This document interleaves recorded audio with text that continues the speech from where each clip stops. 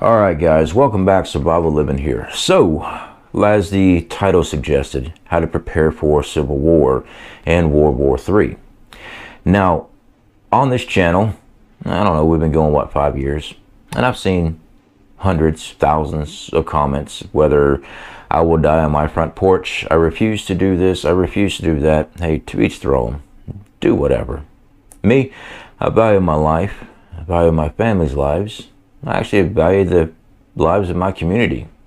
Strength in numbers.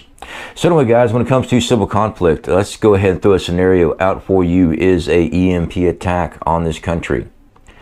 Well, it won't be American civilians creating an EMP attack. It'll be a foreign party, or it will be our in-house.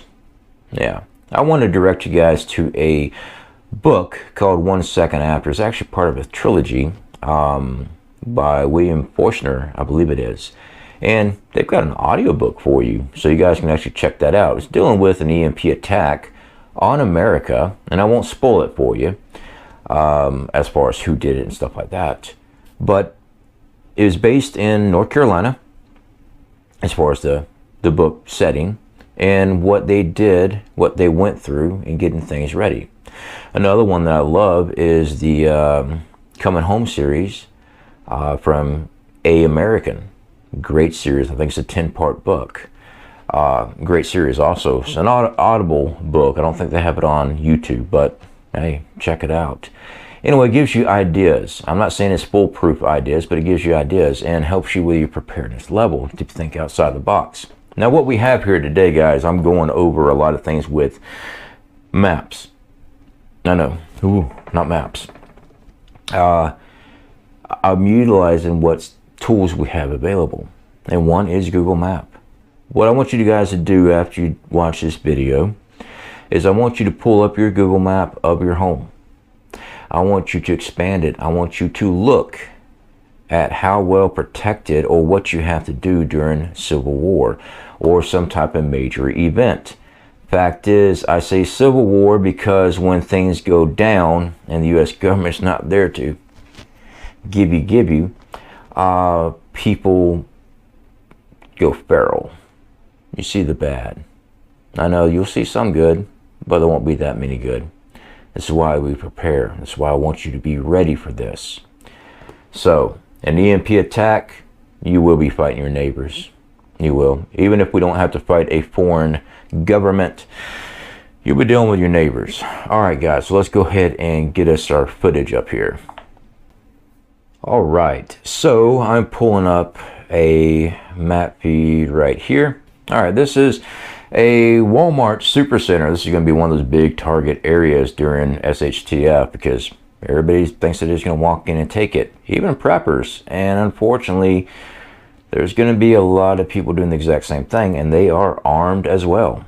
So, starting there, but I want to take one of these subdivisions right behind it. All right, so we got here is, looks like a home business. We'll start here.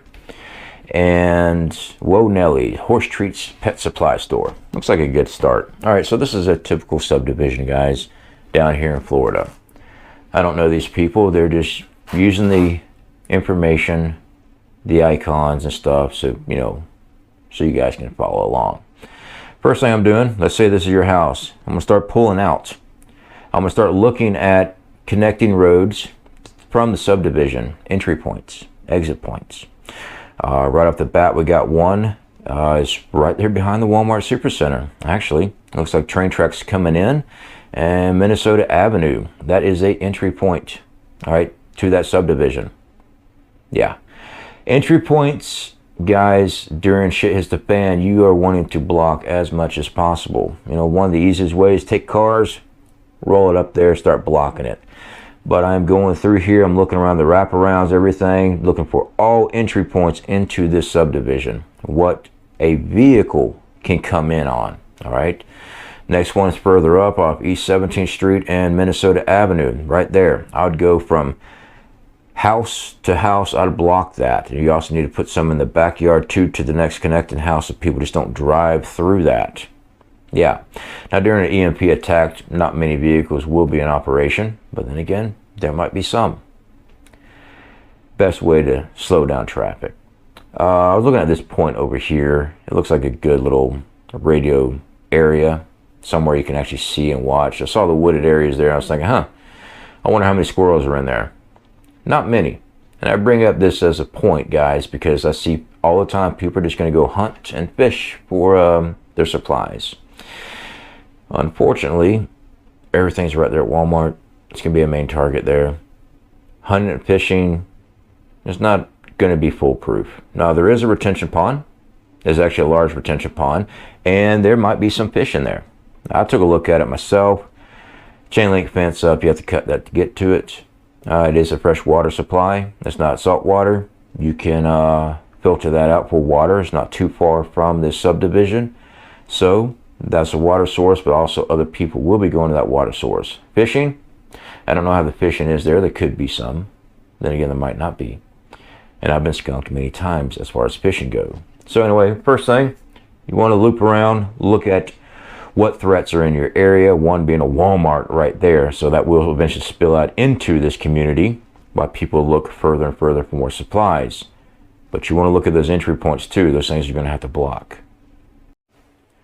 All right, so next up, guys, we're zooming in. We're going to hit the street view on this. This is a nice little app on Google Maps you can use. But when it comes down to your actual neighborhood, and the street view is nice, but I want you to actually walk it out. First, drive it if you need to, kind of see what everything is. Walk it out. You want to go down the streets, all right? You know, I'm using the app right now. This isn't my street. But you want to see what buildings are in your neighborhood. What do they have fences in their backyards? What is there to stop people from running through, all right?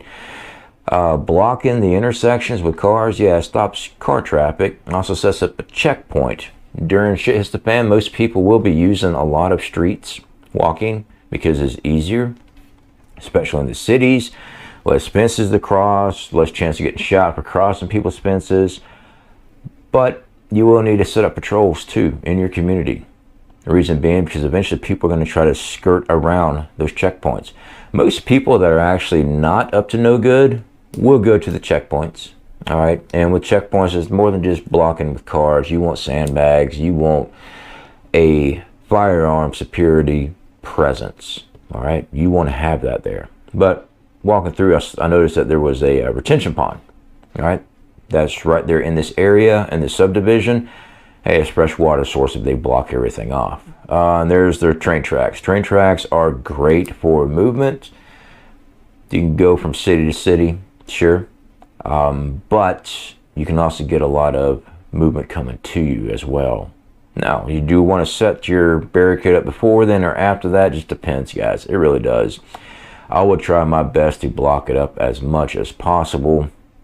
Probably on the other side of that, so I can get onto where that hill goes down, so vehicles will have to hit that. But Walmart is right there. Of course, Walmart's got their walls. That's right there on top of that subdivision. Not a very good spot. So pulling that, just going with the regular map on it, I'm looking at all the houses in that area, in that subdivision, guys. This is why I talk about talking to your neighbors, because that is a lot of potential threats in that area. Even if you lock it all down, you don't know who's all there.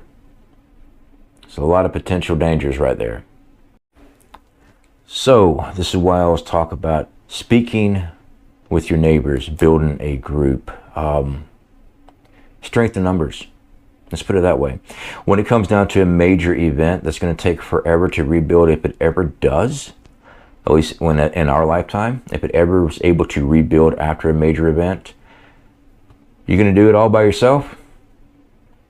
You need people, all right? Planning, cattle, filtration of water. You need people. Major event like this, you will have to eventually go and do scavenging. You're going to have to go from neighborhood to neighborhood, stuff like that. After an EMP attack, guys, if you have a neighborhood that you can lock down and secure, you're going to be good in a few months. As far as most population, most of the population will die off. I hate to say that, they will. Some say within a year. Very possible. No medicine. People will be fighting like crazy, killing each other over everything. After the first year, population down in your area, yeah, you might be able to move around a little bit more to get supplies, what hasn't been gone through. You're going to be dealing with other communities, though, that are also looking for supplies. They're going to be friendly or not. So you don't know what you're going to be facing there. They either pull together or they might declare war on your neighborhood because they think that you have more supplies. That's why I talk about sandbagging. Should be not sandbagging, but emplacements. All right. And I would definitely make sure you did emplacements for with rooftops, you know, put on the roof of it, just so Molotov cocktail stuff like that doesn't get thrown directly into your little bunker setup that you're trying to keep yourself safe at. Those would be there at every one of those entrances, maybe a couple in the first perimeter of the complex, the neighborhood, because you will have people trying to slip in and out of these areas. Yep. When it comes to snipers, please do not be this dumbass here. It's got a ghillie suit on a rooftop. Yeah, easily spotted, easily took out. What you want to do is what this photo right here is. You guys got a sniper nest inside of an attic. And it does get hot, trust me, I know. But they remove shingles, all right? If you're going to do that, make sure you remove several different shingles so you're not obvious on where you're firing from. But having a good overwatch, you know, sandbags up in there, stuff like that. That way you have the ability to provide protection and also keep from getting shot too. Something to look at. Is it foolproof? No, there's always somebody better. Always is. But just give you guys some ideas. All right. Water is going to be very important. Food. Security. Security is going to be the hardest. You're going to have to get your people trained. They're going to have to be doing patrols. It is a full-time job protecting an area. Pulling up the map again. Yeah, there's a little bit of wooded area there, guys. Yeah, there might be a squirrel in there. Not many. Water is probably going to be the best thing as far as food supply. All right, fishing. But when you're fishing these areas, I mean, look at all these houses, guys. That is a lot of people in this area. All right.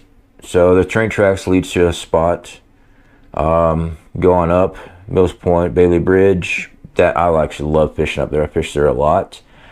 The saltwater, you know, saltwater cats, usually easy catch. But hey, I've been skunked out there before. Just because you got a water source there doesn't mean you're going to get food. All right, some days you just don't have anything. Now, make it so an EMP attack happens. There's no food coming in, nothing. There's going to be hundreds, if not thousands of people at these spots trying to get food as well. So, if everyone's just fishing, that's one thing. Get a boat or something, slip on out there, maybe go further out. What if they don't have fishing equipment? Maybe they just have firearms. Maybe they just want to take your stuff while you're trying to fish. It's another reason why I tell people to have strength in numbers. That lone wolf stuff is for the movies. I know everyone's going to get ticked off at me, at least the lone wolfers. While you're fishing, you got a fishing rod in your hand, you're reeling in. You cannot protect your backside. You can't. I mean, I could just sit on the other side of that bridge. Pop around. You won't even see it coming. But you do you. Water down here is life. Now this is all salt water. Now you can distill it, sure. There's plenty of retention ponds, that's fresh water. But as far as food source, you got oysters, you got all kind of stuff, guys. So that's American industry. I used to weld for them years ago. Little oyster bar point. Yeah, there's all kind of great stuff out this way. All right, I don't like salt water because I'm scared to death of sharks, but I'll sit on the shore and I'll go fish. But it might be something, I fear I have to overcome when it comes down to shit hits the fan. Because I live here, I've hunted here. It is hard here, especially in towns. You're gonna have to move out from that. Now, during EMP attack, vehicles will not be running.